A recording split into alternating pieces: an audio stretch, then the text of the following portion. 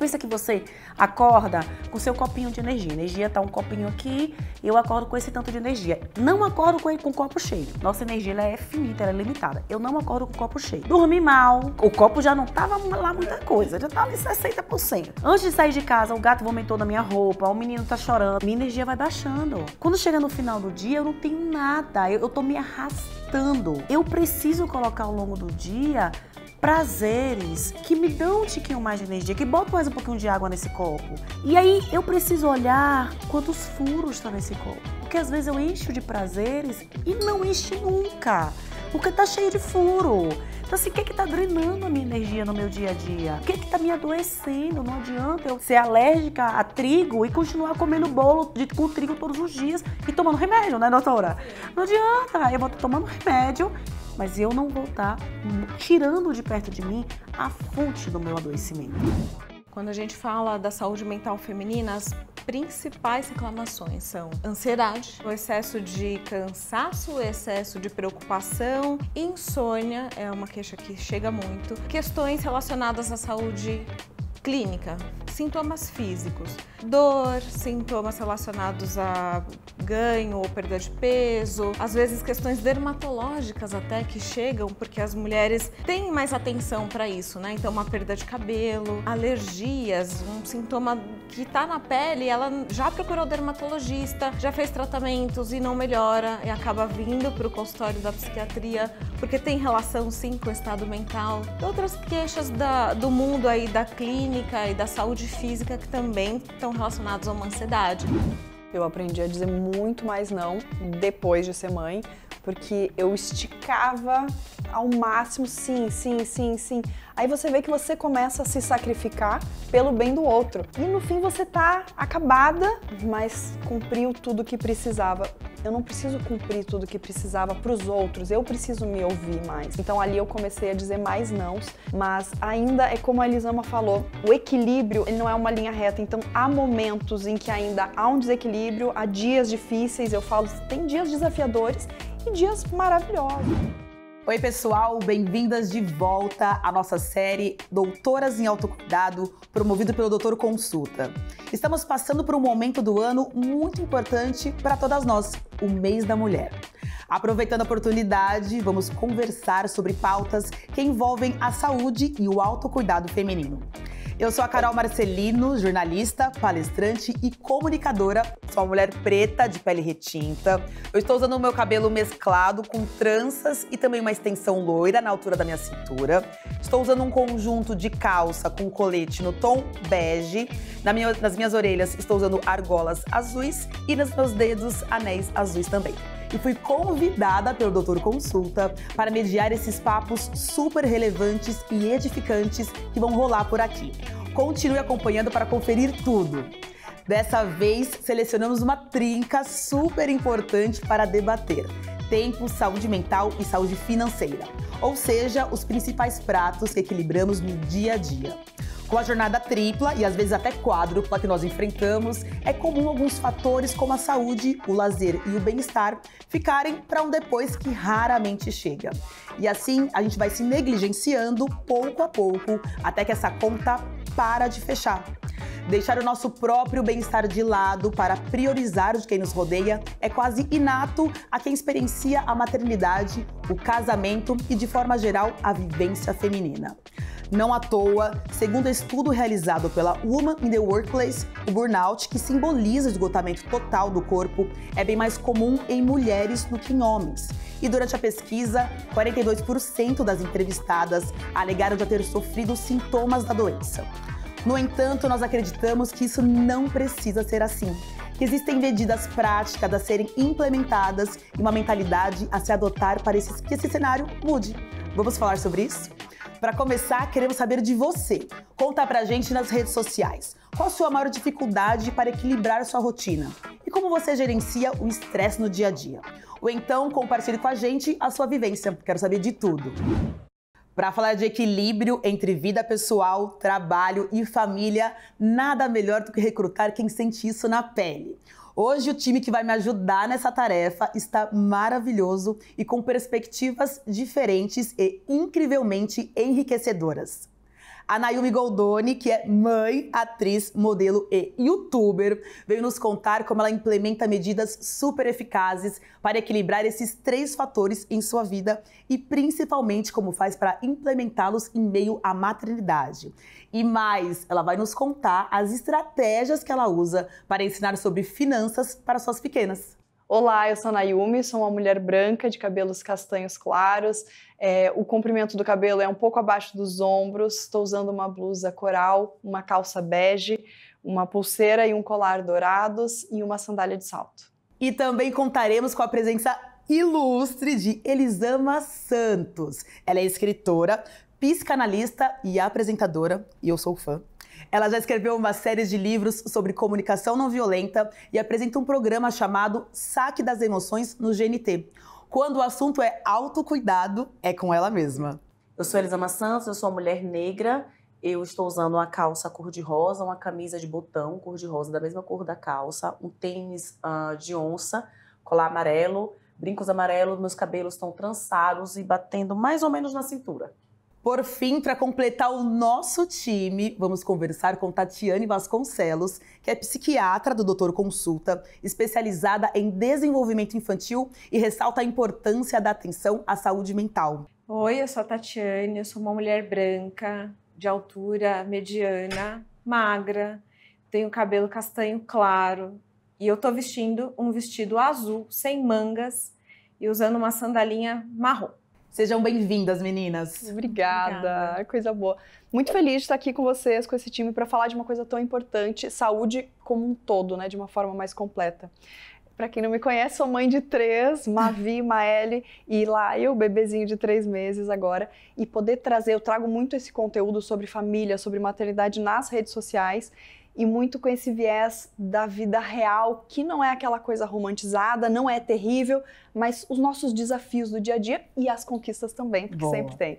E é muito bacana estar aqui hoje para poder trazer um pouquinho mais. Bom, fico feliz. Nossa, é um prazer gigantesco estar aqui com mulheres tão lindas para a gente falar sobre o autocuidado, para além do que é óbvio, né? A gente aprendeu o autocuidado como a unha e cabelo, e é tão maior, tão mais profundo, tão mais importante. Então, que coisa boa estar aqui com vocês. Com certeza. Para falar sobre isso. Feliz, doutora. Quero agradecer também o convite, muito honrada de estar com vocês aqui. E eu sou médica psiquiatra, então falar sobre saúde mental é meu dia a dia. E falar sobre saúde mental para mulheres e sobre mulheres, então é um prazer enorme. Muito obrigada. Tô bem acompanhada ou não tô, hein? Bom, para começar a nossa conversa de hoje, gostaria de levantar a seguinte pauta. A saúde física vai muito além dos resultados nos exames médicos. É importante ter cuidado com a autoestima, equilíbrio pessoal e saúde mental em geral.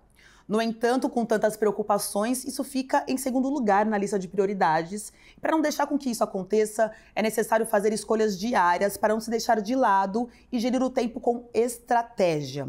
Então, Nayumi, eu quero começar com você. Conta pra gente. Como que é a sua jornada para equilibrar a vida pessoal, trabalho e família sem negligenciar a si mesma? Eu acho que esse é um desafio muito grande da atualidade, né? Porque se a gente for parar para pensar, às vezes a culpa recai sobre nós até disso. Ah, mas você não tira um tempo para você, tem que se priorizar. Temos também, mas a gente lutou para ter o espaço no mercado de trabalho, a gente lutou para ter algumas conquistas. Então, esse equilíbrio, se não tiver o outro lado da moeda, porque os homens continuam, muitas vezes, está tendo uma mudança aos poucos, eu acredito, mas eles continuam ali com a função que eles tinham antes, do trabalho principalmente, e o lar, os filhos, a educação ainda recai sobre nós, que também trabalhamos, que também estamos fora. Então, a gente não necessariamente precisa pegar essa culpa pra gente, mas de alguma forma, e aí vou falar sobre a minha experiência, conseguir equilibrar isso em casa. Seja com seu parceiro, com a sua parceira, com quem tem a sua rede de apoio. Sim. E na minha primeira experiência como mãe da Maeli, eu senti muito a divisão ali. E agora? O que eu faço? Onde eu tô? Eu me perdi completamente. E eu precisei conversar com meu marido, falar, olha, eu sei que é intenso o seu trabalho, continua dessa forma, mas como que a gente consegue fazer com que você participe mais?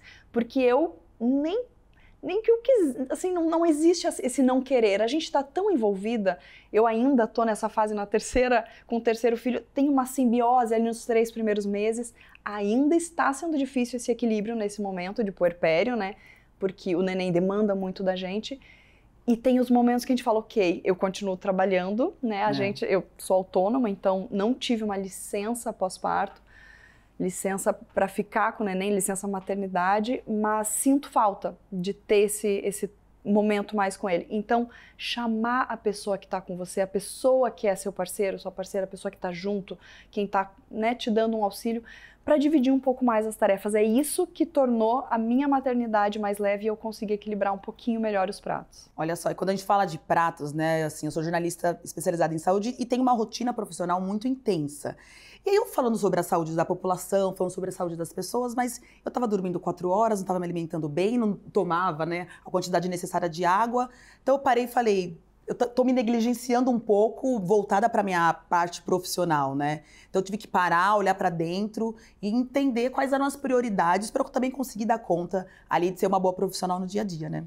Eu acho que é importante entender o equilíbrio como não uma linha reta. A gente tem a tendência de olhar equilíbrio como aquele ponto que a gente vai chegar e vai saber a dose certa de cuidado com a profissão, cuidado com a saúde, cuidado com a família. Não existe isso. O equilíbrio ele é dinâmico, é movimento. A linha reta é a morte. Quando a linha reta a coisa não tá boa. Então assim, a gente vai dançar com a vida.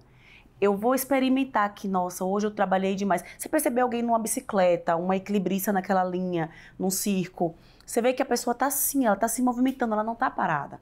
Então, esse equilíbrio vai ser esse movimento. Eu vou testar hoje e falar, nossa, trabalhei demais hoje, amanhã eu vou tentar compensar aqui. Essa atenção para conseguir fazer essa dança com a vida, que você não tomba e cai. Né? Você tá aqui, pendir para cá, jogar para cá um pouquinho para fazer o tal do equilíbrio, sabe? E se tombar, a gente também não pode se culpar, né?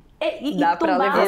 Você vai pedir ajuda para levantar, né? Entendendo que esse equilíbrio que eu encontro hoje, ele não vai funcionar para daqui a um mês, para daqui a um ano, porque eu mudei, porque a vida mudou, a idade dos meus filhos mudou, o meu trabalho mudou. A vida está mudando o tempo inteiro, a gente tem uma ilusão que a gente vai encontrar uma resposta única. Verdade. E isso é adoecedor demais. É, verdade. Obrigada por compartilhar. Ser mulher pode, muitas vezes, significar um malabarismo, como a gente já disse, constante entre as jornadas da vida, entre o trabalho, os afazeres domésticos, o cuidado com a família e consigo mesma. Chega a ser um eufemismo dizer que vivemos uma jornada tripla. Então vamos chamar de jornadas múltiplas. Falando nisso, Elisama, qual você julga ser o ingrediente fundamental para te ajudar a viver suas jornadas múltiplas no dia a dia? Atenção. Uau! E é uma atenção em mim. Porque eu preciso estar atenta principalmente ao meu corpo, para saber como que as coisas estão refletindo na minha saúde mental, como as coisas estão refletindo nas minhas escolhas. A gente tem essa tendência de achar que o corpo é o nosso meio de transporte para o nosso grande cabeção, né? Ele só leva o grande cabeção de um lado para o outro. E não é assim que funciona. Esse corpo está te comunicando os sims que você precisa dizer, os nãos que você precisa dizer. Esse corpo está te falando, olha, tá demais. Se eu não presto atenção nesse corpo, o uso do meu tempo ele vai ser indevido. E eu já tive inúmeras fases do uso do meu tempo ser indevido. E que o corpo precisou gritar muito. Então eu passei uma fase que eu engordei 40 quilos em 2 anos. Uau. E eu continuei trabalhando feito uma louca e super sobrecarregada. E aí eu comecei com sintomas físicos. Eu tive movimentos involuntários da face. Uma parte do meu rosto entortava por 30 segundos e voltava ao normal. E eu continuei trabalhando. Até eu perceber, peraí, o corpo tá gritando. Hoje, eu já percebo antes. Quando eu começo a perceber que eu não tô dormindo bem, que eu não tô comendo bem, peraí, tem alguma coisa no meu tempo aqui que eu vou precisar mudar. Vou gerir antes de chegar nessa crise, porque eu já cheguei lá. Eu sei que não foi legal. Então, essa atenção aqui para essa dança que a vida chama a gente o dia inteiro, é um ingrediente, talvez seja o melhor ingrediente para a gente saber até onde a gente vai. E essa atenção tem que ser minha, comigo. Porque o que funciona para você, Carol, pode não funcionar para mim. O que funciona para Naúna pode não funcionar.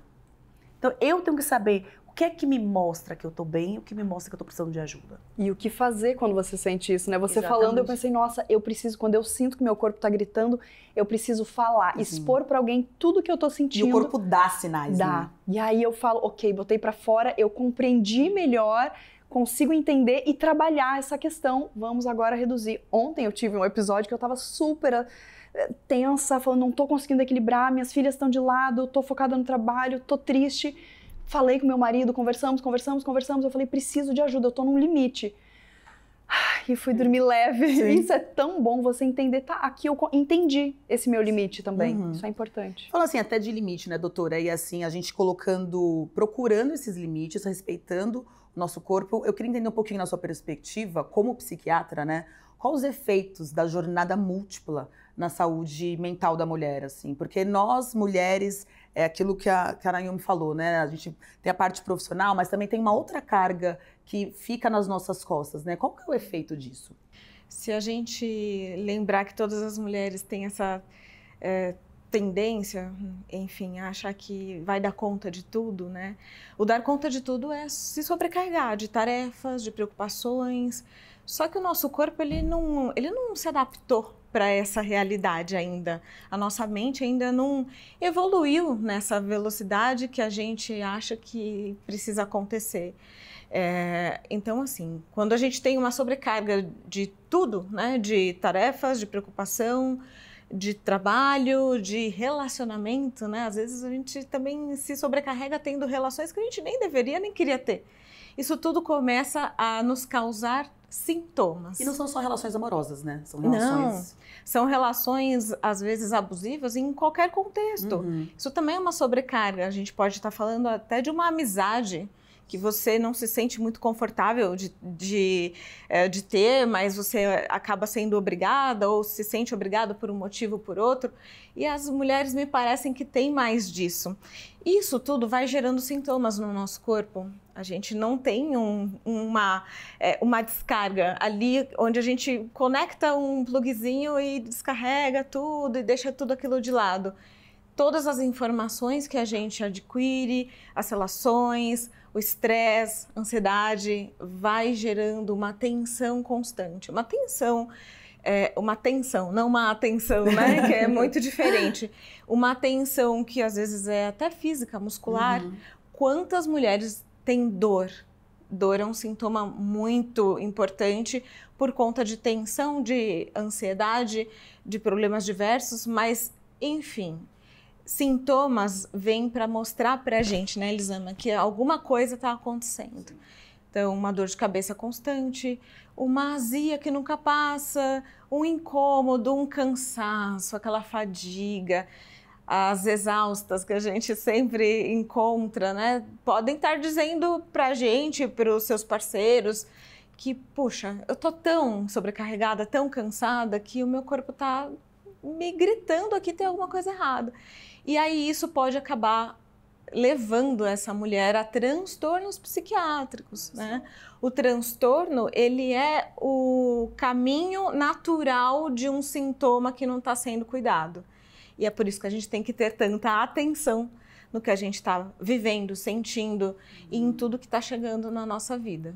Doutora, eu quero entender quais são as principais queixas, sejam pessoais ou profissionais, que você recebe no seu consultório das suas pacientes quando o assunto é saúde mental.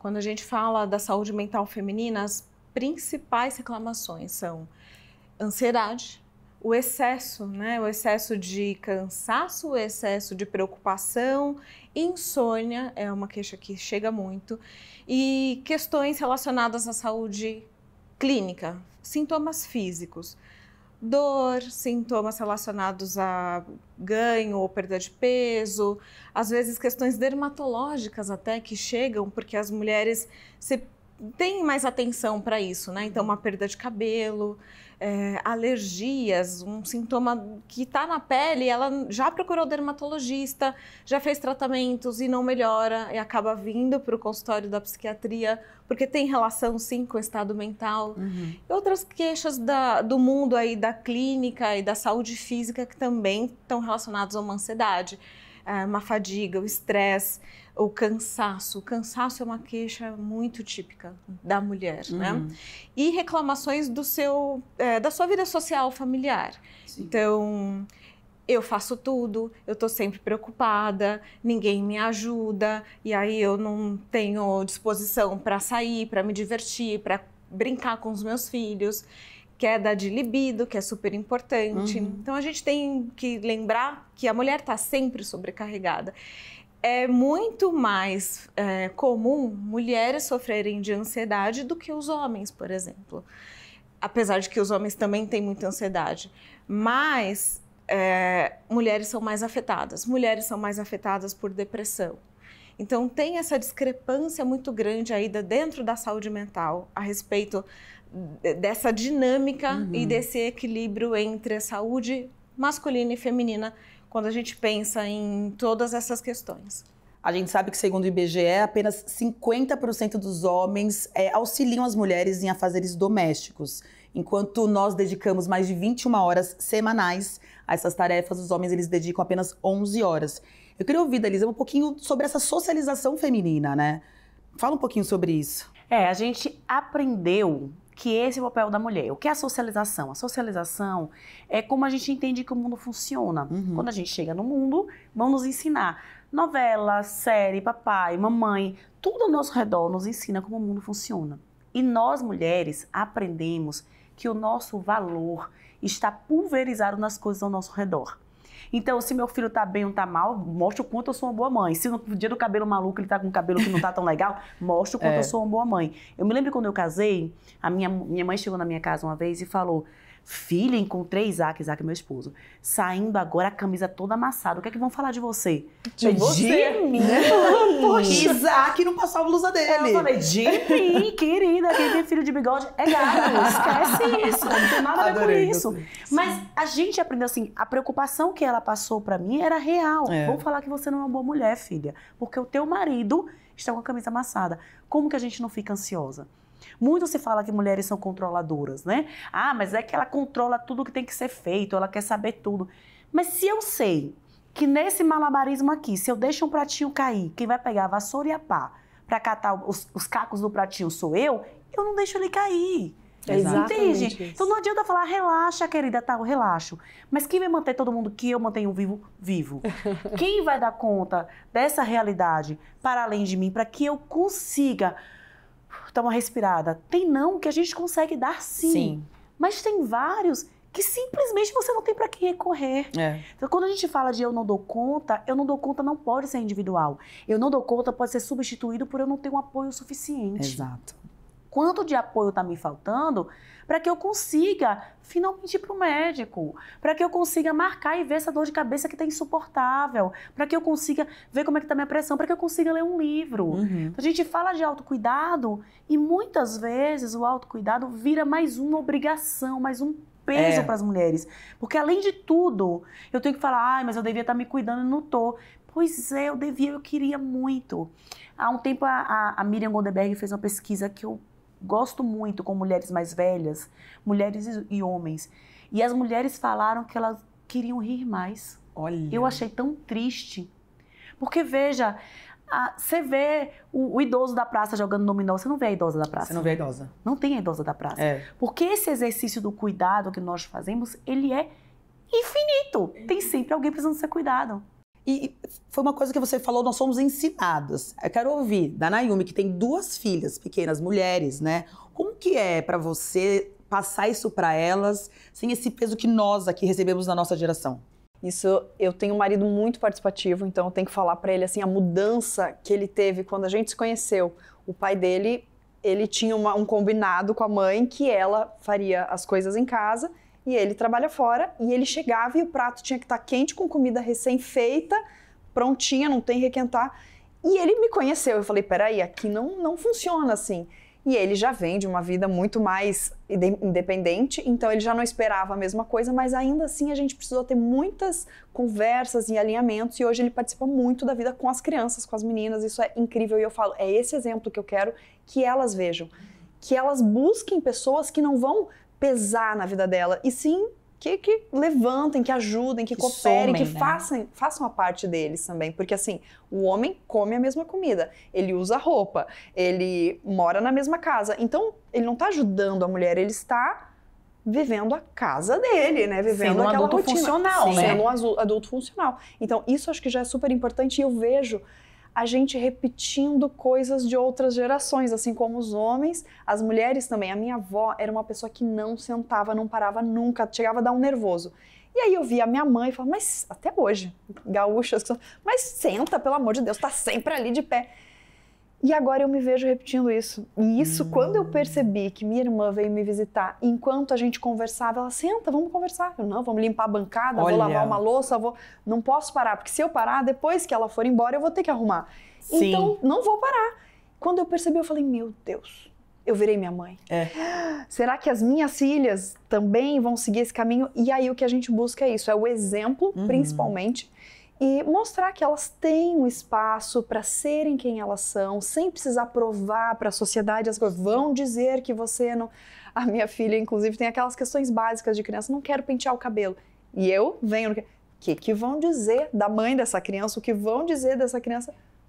Ela é uma criança. Deixa se disserem que é uma criança de 7 anos descabelado, por que é que eu estou colocando isso na mente dela? Então a gente também tem que se policiar no que nós falamos para os nossos filhos. É verdade. Muito. A gente precisa ser um filtro dessas cobranças externas em vez de um amplificador, né? Que muitas vezes a gente amplifica. E é importante entender que, por mais que eu me esforce, eu não vou conseguir barrar e blindar meus filhos de tudo. Eu não vou conseguir blindar minha filha de tudo. Você não vai conseguir porque eles estão inseridos na sociedade. Exato, não tá numa Senão, redoma, né? vira mais uma cobrança. Como Exatamente. que eu deixei que ela pensasse isso? Então, não consigo. A gente vai fazer porque tá na cultura. É verdade. Eu acho que a gente também tem que ensinar as mulheres, porque é isso, a gente se torna mulher ao longo da vida e com a evolução, que a gente precisa, não é pedir ajuda, é dar a responsabilidade de cada um, né? O nosso parceiro, ele tem a responsabilidade dele nessa casa, nessa relação. Então, ele tem que participar, Sim. né? E eu vou fazer um meia-culpa aqui do mundo, né, da saúde, da psiquiatria e outras especialidades médicas. Saiu uma pesquisa recente que... enfim, a pesquisadora avaliou mais de 20 mil prontuários médicos de pacientes mulheres que foram admitidas em hospitais nos Estados Unidos e em Israel. E ela, na avaliação da alta, ela percebeu que quando as mulheres tinham queixas de dor, mesmo tendo passado pelo médico, às vezes feito um tratamento, foram liberadas, tiveram alta. Nessa avaliação do percurso dela dentro do hospital, e elas com sintomas de dor, elas eram menos ouvidas no seu sintoma do que os homens. Então, vou explicar melhor. Você imagina que 20 mil mulheres foram avaliadas dentro de um hospital. E algumas delas disseram para os seus médicos ali, ou para o enfermeiro, ou alguma pessoa da equipe, eu estou com dor. Para avaliar dor, a gente tem uma escala, que é simples, é perguntar para a pessoa, de 0 a 10, aonde está a sua dor? E essa escala, ela é uma escala formal, a gente usa nos serviços. Esse estudo concluiu que as mulheres respondiam menos a essa avaliação, porque não era perguntado para elas, peraí, a sua dor tem nota 2 ou nota 10? Então, elas eram menos ouvidas quando elas tinham dor. Olha só. Porque supõe-se, né, culturalmente, que a mulher também suporta mais a dor, que ela tem menos incômodo. Então, até dentro da medicina, que deveria ser um ambiente ali, né, um pouquinho mais controlado para essas questões, a gente não valoriza de forma realmente importante a queixa da mulher. Então, se você pensa que a gente está falando de dor, que é uma coisa que a pessoa relata espontaneamente num pronto-socorro, a gente não dá atenção, imagina para queixas emocionais, queixas sociais, né? Essa mesma pesquisa também mostrou que as mulheres demoravam mais do que os homens para serem medicados. Olha. Então, cerca de 30 minutos a mais para receberem medicação para a dor. E não dependia do sexo da pessoa que estava atendendo a mulher. Ou seja, se era outra mulher ou um homem, isso não impactou no resultado desse estudo.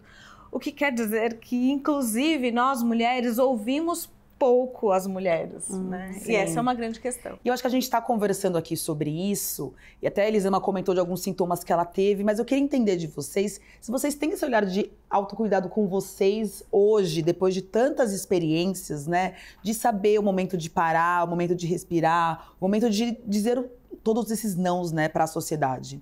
Eu aprendi a dizer muito mais não depois de ser mãe, porque eu esticava ao máximo sim, sim, sim, sim. Aí você vê que você começa a se sacrificar pelo bem do outro.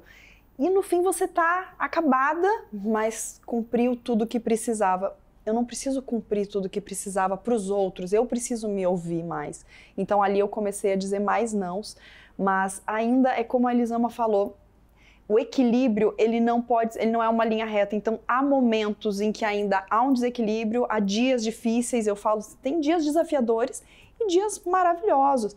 Depois dos dias desafiadores, eu sou muito atenta ao meu corpo, às necessidades, eu paro, peraí, tô precisando, vou parar, vou largar, porque eu trabalho muito com o celular, que é incrível pela facilidade e ao mesmo tempo aprisiona a gente.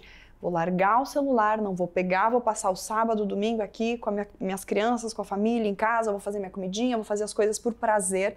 Eu acho que o meu autocuidado se entendeu como fazer as coisas que eu gosto e não necessariamente, por exemplo, fazer comida quando é por obrigação, eu não gosto. Mas, deixa eu fazer um negocinho gostoso aqui. Eu amo passar esse momento. Então, é fazer pequenas coisas com tempo, com calma, curtindo. Isso pra mim já é autocuidado, eu já tô trabalhando a minha mente, fora a questão do banho.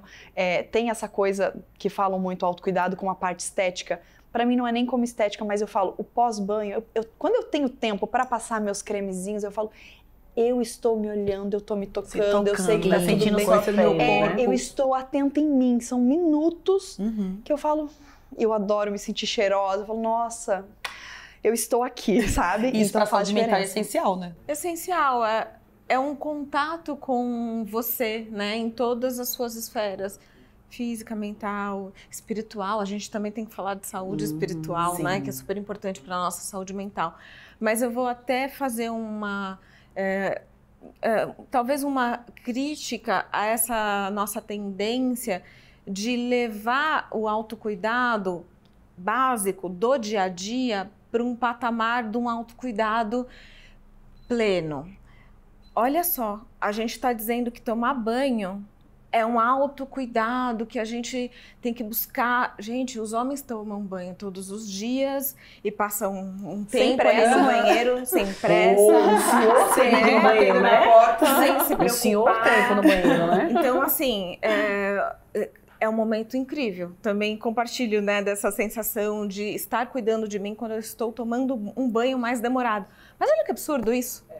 A gente colocou tomar banho com um tempo... Como se fosse um luxo. Como se fosse luxo, como se fosse o supra-sumo do nosso autocuidado no dia a dia. A gente tem muito que evoluir. É verdade. Muito. Eu coloquei com as minhas amigas a meta da gente estar se vendo sempre. Ah, que gostoso. Bom. Então é algo que assim, manda mensagem, e aí, vamos comer uma pizza? Vamos comer uma salada? Vamos se ver, assim, só pra gente sentar e conversar por 2 horinhas. Porque essa palhaçada de amizade de baixa manutenção não é verdade. A gente precisa de presença, de toque, de gente essa coisa perto de da só gente. Curtir ali, né? Não só dá, foto. não. Eu quero te ver, eu quero rir com você. Então eu entrei assim, eu entendi o quanto amigas são importantes pra mim.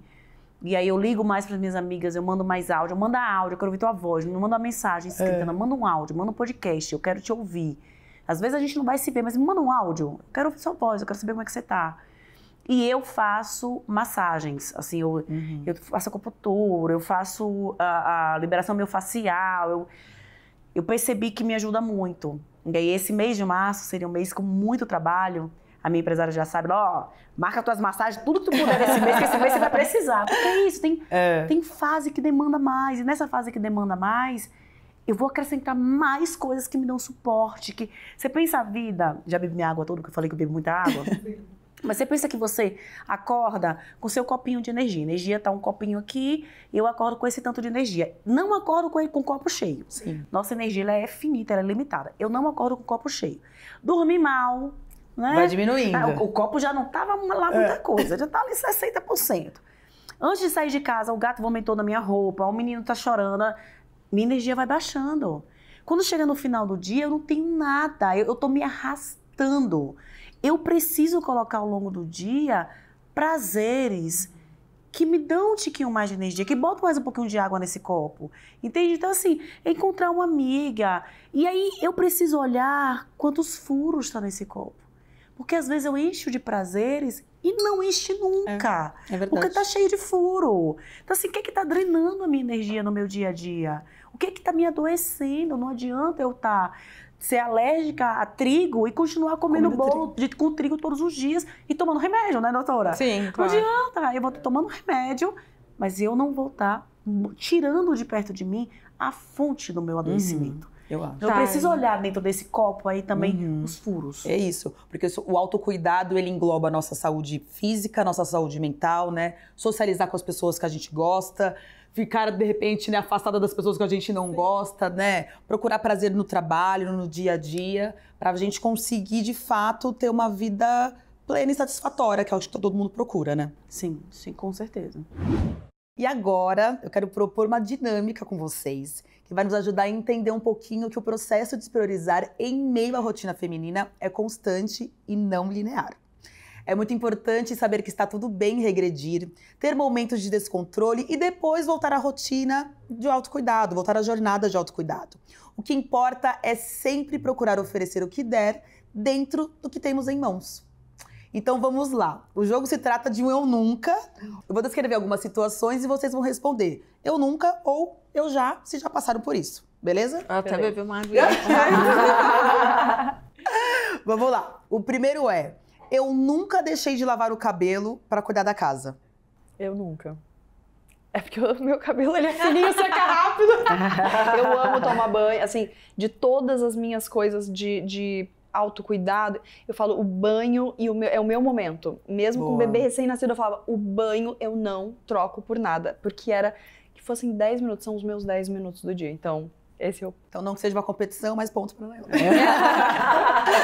Olha, lavar o cabelo, eu sou uma pessoa de cabelo cacheado, lavar o cabelo é um momento, então já deixei de lavar o cabelo não pra limpar a casa, mas por conta das crianças, vou precisar de um tempo. Agora, eu tenho essa semelhança contigo, o banho, o dia começa pra mim quando eu tomo banho, eu sou baiana, moro em São Paulo, quando eu me mudei pra cá, algumas amigas falavam, eu quero ver se vai acordar 2 graus e tomar banho, eu mando foto pra elas, aqui ó, o banho do dia, meu dia começa quando eu sinto a água correr pelo meu corpo. E quando o meu primeiro filho nasceu, que eu fui me vendo com cheiro de leite, aquela agonia, eu percebi que um banho me deixava um pouquinho mais racional. Se renovava, né? Um pouquinho mais viva. E aí, antes do meu marido sair pra trabalhar, ele segurava o bebê e ó, meu banho é o meu banho, eu preciso do banho pra ficar bem. Boa. Doutora? Eu nunca deixei para cuidar da casa, mas eu já deixei de lavar o cabelo porque eu tava assim com muita demanda de trabalho, de estudo, e aí o cabelo vai ficando ali para uns, sei lá, um momento. Vai ter um momento. Ainda bem que existe lá os perfumes. Vamos para a próxima. Eu nunca pulei alguma refeição ou comi rapidamente porque estava muito atolada de trabalho. Doutora? Eu sempre. E não recomendo, tá? Mas é isso, né? A gente sabe o melhor caminho e às vezes é difícil fazer e tá tudo bem, né? A questão é não se culpar e não ficar idealizando demais uma rotina que a gente não pode ter às vezes. Sim. Mas eu já fiquei sem me alimentar, sem uma refeição por conta de trabalho. Acho que essa todo mundo já muitas acabou vezes. deixando, né? Muitas vezes. Já, não tem como. Eu tenho um sempre bem grande aí, já fiz muitas vezes de comer correndo, comer na frente do computador. Sim. Eu sempre como na frente do computador. Próxima. Eu nunca adiei exames médicos ao máximo porque não havia tempo para fazê-los. Ih, gente, vai, tá? Já todo mundo com vergonha aqui. Vou dar uma volta. Aquele exame de sangue que fica ali na gaveta, ó. Gente, eu vivi uma situação quando meu filho era bem pequenininho, que foi uma dor de dente, eu passei tanto tempo com essa dor de dente. E aí chegou uma hora que ficou insuportável, dor de dente é aquela coisa que você não consegue adiar por muito tempo, né? Porque quando eu fui no dentista, eu falei assim, arranca. Não vai dar pra fazer um cabelo. Não arranca, eu não tenho tempo de voltar aqui. Olha a loucura. Ele tava muito novo, eu falei assim, você não tá entendendo que eu não tenho tempo de voltar aqui. Então, arranca. Mas a Elisama, a dentista, era minha prima. Prima, me ouça, arranca. Arranca. Depois eu boto o outro, só arranca que eu não tenho tempo. Olha que loucura. Nossa. Hoje eu não faria isso, não. E ela arrancou? Arrancou. Ai, meu Deus. Sofrendo. Você não vai fazer, arranca, tira. Era lá do fundo. Eu falei, não vai fazer falta, não. Ela vai fazer falta. Eu falei, não quero saber se vai fazer falta. Nesse momento, tanto de consulta que eu vou ter que vir aqui, não vai dar certo. Hoje eu não faria isso. A gente ri, mas assim, é uma situação extremo, né? Nossa, você chegou ali no seu muito. limite do, né? Eu tava da sua saúde, eu exausta imagino. e com criança pequena e eu não ia dar conta de fazer. A gente precisava ali de 5 encontros, 5 consultas. Quando eu fui fazer o canal, fazer não sei o que lá da molde. Eu falei, cara, arranca esse negócio, não tenho tempo nenhum pra isso. Né? Só resolve agora. O que é péssimo, né? Sim. Isso até a questão de psicólogo, psiquiatra. Eu ia no psicólogo, tava fazendo terapia. Eu falei, mas toda semana eu tenho que tirar um tempo, não vou conseguir encaixar. E agora eu me vejo com os 3 filhos, aí tem dentista para 2, tem que fazer a fono, tem que levar no osteopata, tem o pediatra todo mês. E eu preciso fazer as minhas consultas ainda no pós-parto, meus exames. E eu estou assim tentando botar, o meu médico tá mandando, Naomi, vamos, Naomi, já vou. Mas isso é péssimo, porque se eu não estiver bem, eu sinto isso, se eu não tô bem, vai respingar na minha família, vai respingar nos meus filhos. Então não adianta eu achar que me deixando pra depois, eu tô cuidando deles, pelo contrário. Gente, aquela frase do avião, né? Se acontecer alguma coisa, primeiro coloque a máscara de oxigênio em você pra ajudar quem tá ao seu lado. Exatamente, é isso. Próxima frase da nossa brincadeira. Eu nunca passei um longo período de tempo sem beber água, sem perceber de tão absorta na rotina. Eu nunca. Eu sou um cacto. Eu sugo água a cada 2 segundos. Eu bebo muita água. Eu sou a pessoa que alguém precisa me lembrar de beber água. Eu também, porque gente, senão inclusive... eu não bebo. Eu esqueço. Eu não tenho muita sede. Então hoje eu tenho, assim, 500 garrafas espalhadas pelo meu universo. Uma em cada canto. Eu vejo a garrafa, eu sei que eu tenho que beber, ainda assim eu não bebo. Pela correria, porque eu também, né, com pouca sede, então eu preciso, às vezes, me forçar mesmo. Eu ia falar sobre isso, eu deixando em cada lugar, eu consigo me cobrar a tomar, porque senão Mas você amamentando, você não sente muita sede? Muita, não. Garrafas de 2 litros. Que amamentando é um desespero, né? Eu já bebo muita água, amamentando, meu marido já vinha com uma caneca, assim. Né?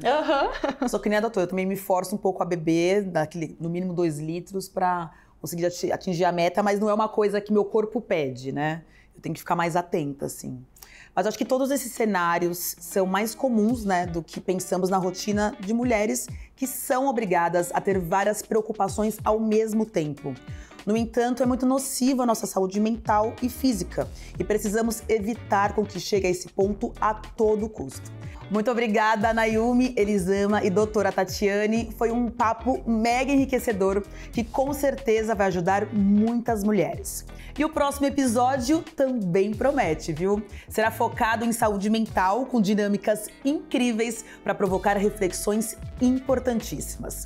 Espero vocês aqui no canal do YouTube do Doutor Consulta.